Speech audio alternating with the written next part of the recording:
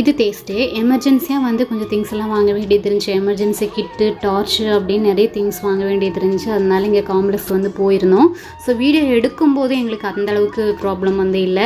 ஆனால் voice over இன்னைக்கு கொடுக்குற அனுப்போ வந்து ரொம்ப பெரிய இஷ்யூ ஆகிடுச்சிங்க. நான் எவ்வளோ சீக்கிரம் இங்கேருந்து ஊருக்கு போகிறேன் அப்படிங்கிறது தான் இப்போ வந்து பார்த்துட்ருக்கோம். டிக்கெட் வந்து எங்களுக்கு வந்து கிடைக்கல.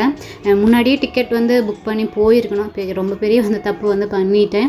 இப்போ எந்தளவுக்கு சீக்கிரம் டிக்கெட் கிடைக்குதோ அந்தளவுக்கு ஊருக்கு வந்துடுவேன் அப்படிங்கிற பிளானில் தான் இருந்துகிட்ருக்கேன்.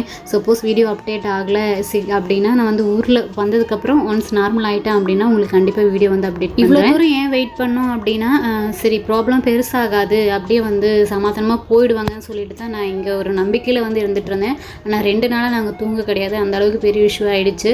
ஸோ இதுக்கு மேலே இங்கே இருந்தோம்னா ஹஸ்பண்டாலே டியூட்டி வந்து பார்க்க முடியாது. ஐயோ புள்ள குட்டி குழந்தைங்களாம் இங்கே இருக்கிறாங்கன்னு அதை பற்றி அவர் நினச்சிட்டு இருப்பார்.